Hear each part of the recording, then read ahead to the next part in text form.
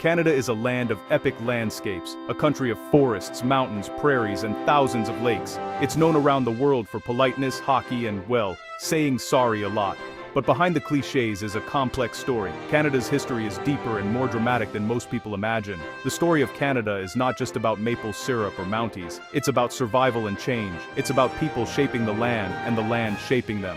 Canada is a country built by many hands, from the very first arrivals to newcomers today. Throughout its history, Canada has faced challenges. Wars, hardship, and injustice are as much a part of the story as peace and progress. Yet Canada has also become a place of hope, a nation that tries to learn from the past and build a better future. So, let's travel back in time. Let's dig into the layers of Canada's past. From the Ice Age to the present, this is the untold deep history of Canada. Thousands of years ago, long before any European set foot here, people arrived in what is now Canada. They crossed ancient land bridges from Asia, following herds and the changing seasons. These first peoples became the ancestors of today's First Nations, Inuit and Métis. Over centuries, they spread across every region. In the west, the Haida built giant cedar houses and carved totem poles. On the prairies, the Cree and Blackfoot followed the buffalo. In the east, the Mi'kmaq and Maliseet fished and traded along the coast. The Inuit adapted to the Arctic cold, mastering life on ice and sea. These societies were anything but primitive. They created complex governments, languages, and art. They developed trade networks that stretched from one coast to the other. They understood the land like no one else, passing wisdom through stories and song. Today, Indigenous peoples remain at the heart of Canada. Their cultures and voices are essential to the country's identity, yet their histories were often overlooked or ignored in textbooks for generations.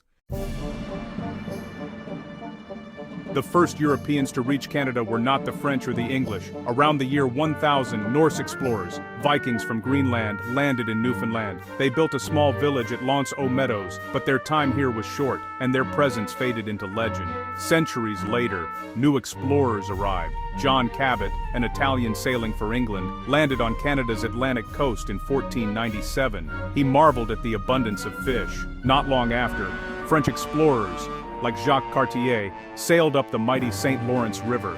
Cartier claimed the land for France and met Indigenous leaders. These early contacts changed everything. At first, the newcomers came for fish, furs, and a route to Asia. They traded metal tools for beaver pelts. Sometimes exchanges were friendly.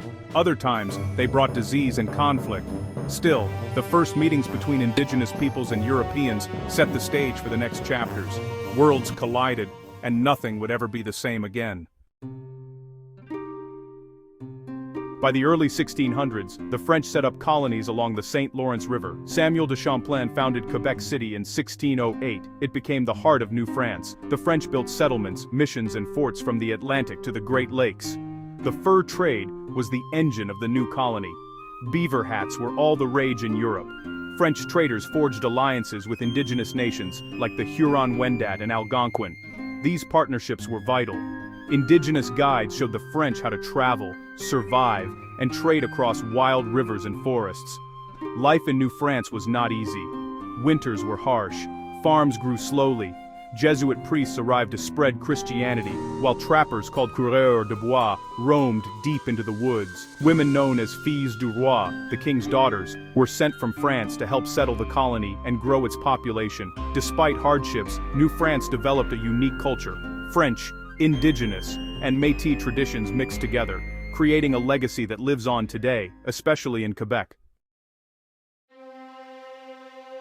For over a century, New France and Britain's colonies fought for control of North America. Each had their own indigenous allies. The struggle was, fierce. The fur trade, land, and power were all at stake. The most famous battle came in 1759, on the Plains of Abraham, near Quebec City. British General Wolfe faced French General Montcalm. Both men died, but the British won. The Treaty of Paris in 1763 handed New France to Britain. Suddenly, tens of thousands of French Canadians found themselves under new rulers. The British tried to keep peace by passing the Quebec Act in 1774. It allowed French language, law, and Catholic faith in Quebec. This was, honestly, pretty rare for the British Empire. It set the stage for Canada's diversity, but tensions remained. Meanwhile, south of the border, the American colonies rebelled against Britain. Loyalists, people who supported the king, fled north to Canada. They brought new ideas and helped shape the future of the land. Canada's story moved quickly after the British conquest. Loyalists settled in new areas, and in 1791, Britain split the land into Upper Canada, which was mostly English-speaking, and Lower Canada, mostly French-speaking. But, not everyone was happy. Poor farmers, workers, and reformers wanted more say in government. In 1837 and 1838, rebellions broke out in both Canadas. They were crushed, but their message was clear. Change was needed. Britain listened, sending Lord Durham to investigate. He called for responsible government, where elected leaders, not just British officials, would run the colonies. Slowly, reforms followed. Gradually, Canada inched closer to democracy. The two Canadas were reunited as the Province of Canada in 1841, but the divisions between English and French, rich and poor, East and West, would not go away. The search for unity was just beginning. By the 1860s, the colonies faced new pressures. The United States was growing stronger. Trade was changing. Leaders like John A. Macdonald and Georges-Étienne Cartier dreamed of creating a united Canada. In 1864, politicians met in Charlottetown. They debated, bargained, and celebrated late into the night. 3 years later, in 1867, the Dominion of Canada was born. Ontario, Quebec, New Brunswick, and Nova Scotia joined first. The new country had its own parliament, but Britain still controlled foreign affairs. Confederation was a bold experiment. It tried to balance English and French, East and West, local and national. The dream was to build a country that stretched from sea to sea. But Confederation was also incomplete. Many voices were left out. Indigenous peoples had no say, and women had no vote. The work of building Canada was far from finished.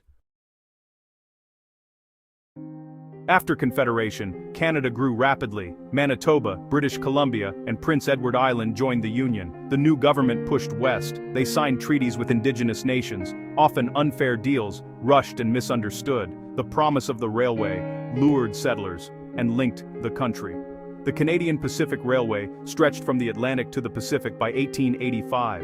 It was a marvel, but came at great cost. Thousands of workers, including many Chinese immigrants, toiled in dangerous conditions. Not everyone welcomed these changes. The Métis, led by Louis Riel, resisted as their land and rights were threatened. In 1885, after the Northwest Rebellion, Riel was captured and executed.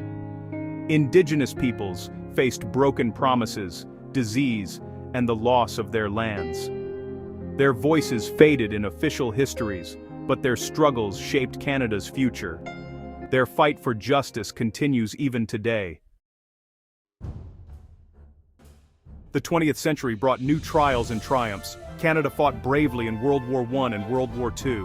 The battles at Vimy Ridge and Juno Beach became legends. At home, women fought for the vote, and the Great Depression tested everyone. After World War II, Canada welcomed refugees and immigrants, building a more diverse society. Canada took steps toward full independence. In 1982, the Charter of Rights and Freedoms was added to the Constitution, guaranteeing rights for everyone. Yet, the scars of the past remained.